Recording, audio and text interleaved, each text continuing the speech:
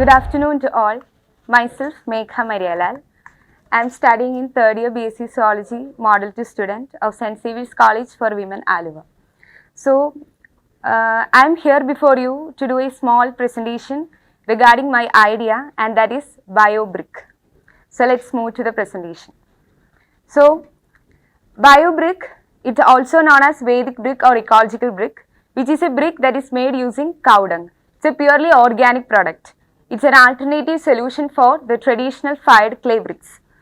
So, as we all know, cow dung is the undigested residue of the cow, and so we could say it's purely composed of minerals as well as organic matter. Thus, we could say this product is completely an eco-friendly one. So, next slide. So, if you're looking towards the requirements, we could say that the first requirement is the basic thing, that's a cow dung or gobar, and we require 10% of lime. Then in order to increase the strength, we are adding just cocoa peat, banana stem, areca husk fiber, and all its composition is just 1%. Then we require a brick frame of dimension, which I use was 7 into 5 into 5, and that we could change according to our convenience. Then we require a cover sheet, water and sunshine. Sunshine means we are purely using the ultimate source of energy, that sun, for drying purpose. We are not using any furnace or anything like traditional fired clay bricks. So the basic steps involved are mixing the gobar and the lime is the first step. So the amount of lime that we add depends upon the thickness of the cow dung. If the cow dung is much thicker, means less amount of lime will be needed. Then second procedure is stumping, that means the thorough mixing of this gobar as well as lime. So its chemical properties will be changed. Next step will be the curing stage. Curing stage means for 24 hours we will be kept this mixture undisturbed. Then next is the laying out of bricks. After this curing procedure, after 24 hours, we can lay out this into the brick frame and then expose to sunshine. So our BioBrick will be ready. That is the main procedures. These are certain geotag pictures which I take during my project. So first, here these are the requirements. First thing is the cow dung. Then we require cocoa peat, lime, mud. Then we just use dried powder of neem leaves, Indian borage and curry leaves, which will provide a medical value for this. Main thing is that it will avoid the fungal and bacterial attack. That's the purpose of using this dried powder of neem leaves, Indian borage and curry leaves. Then clay is also used. Then cement. Cement means I just prepared almost 4 types of brick. First one is a basic brick. It's only contain the basic elements. But the second brick means this basic plus clay. So in order to avoid the tendency to catch fire, because as we are using the cocoa peat and all, the fibers are exposed out. So the tendency to catch fire will be much more. So in order to avoid that, we just give a clay coating. For that purpose, we are using clay. Then cement means in order to check the strength, whether this basic one or the brick which containing cement will be having more strength. So from our results, we could say that the brick with cement content will be having the more amount of strength. Then a brick frame and water. So this is the procedure. First one, we are adding the lime, cocoa peat, mud, dried powder of neem leaves, Indian borage and curry leaves. Then second one, mixing. Third picture, you could see it's a curing procedure. And the last one, after curing, we can add the cement. So this is the step of laying out of bricks. This was the brick frame which I used. Then this was the 4 types of bricks which made. First one is the basic one, in which there will be a lot of fibers will be exposed out. The second case, basic plus clay. We just give a clay coating to this basic. And third one is basic plus cement. Almost 1% of cement is added in the case of the third brick. Fourth one, basic plus cement plus clay. It's a composition of all the three mixtures.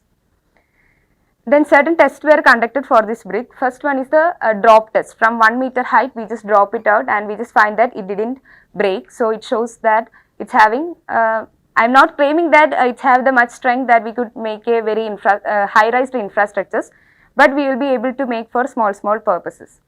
Next is water absorption test. We just immerse these bricks for almost 24 hours in the water, and after that we just check whether there is the presence of white powders. If the white powders come, it shows that the brick is not having much qualities, but it gives a positive results that no deposit of white salt could be found. This was the step of water absorption test. Another thing that we can do this water absorption test is by using this bricks can whether it have the capacity to absorb the water or not. So if it absorb after immersing 24 hours, it should not absorb more than 20%, and that test also we should get a positive result. This was the result of the water absorption test. This was the burning brick test. So as I said, in the case of basic, while burning we could say that it catches the fire very fastly because of the exposure of the fibers. In the second case, basic plus clay, it slightly catches the fire, or we could say it didn't catch the fire, only its color was just changed only because of the presence of the clay. Then third thing is the basic plus cement, that's to catch the fire because we didn't give any clay coating. Whereas in the last one, that is the final brick, that is a basic plus cement plus clay, we could claim that it have enough strength as well as it didn't catch the fire. So this was the result of that test.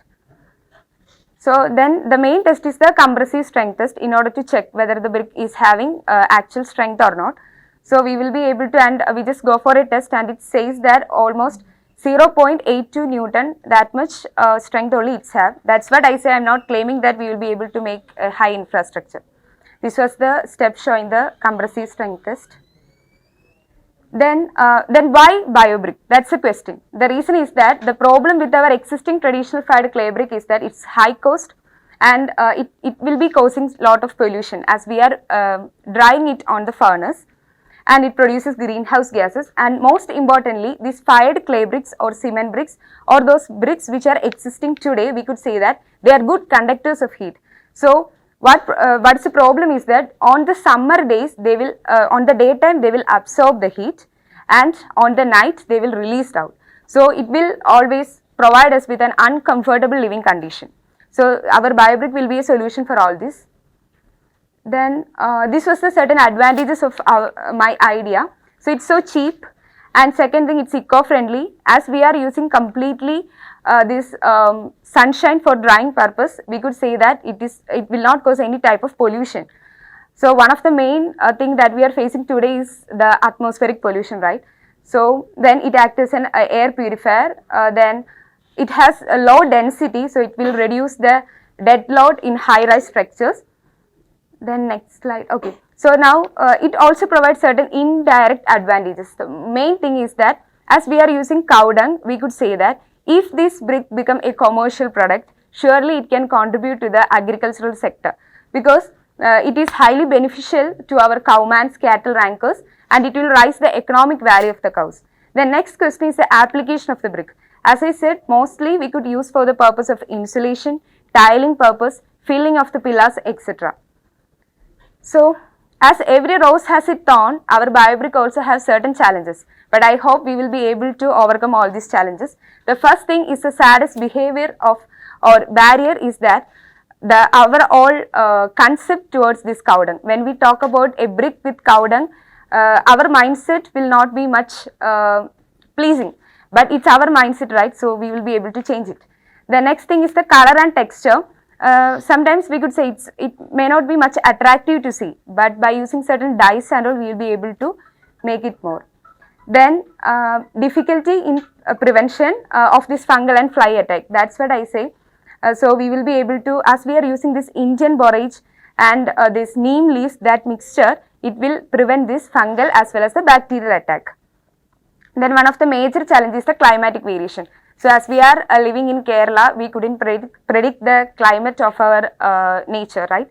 So it is the main challenge that I think that because it's not in our hands, right? Then material with workability and availability will also be a challenge. And most importantly, one of the major disadvantages is that it is not applicable for building bathrooms because exposure of this biobrick towards almost 12 hours of water will leads to breaking or air bubbles will be formed. So, one of the main question always arises is the availability, the cow dung availability. So, as per certain research, it shows that India is largely an agrarian country, and almost there is 2,600 million tons of cow dung as producing per annum. So, I hope it will be, it's only needed for our purpose too. So it may not be a much problem. Then we have just conducted a survey regarding this cow dung availability in 3 places of Ernakulam district. One is in Oonugal near Kodamangalam, then which is a village, and Piravam which is a town, and Kakanad which is city. So from that we will be able to conclude that an average 30 cows in a week will produce 4,000 kilogram of cow dung. And so the amount of cow dung that ready to sell in a week by farmers is actually 2,900 to 3,000 kilogram.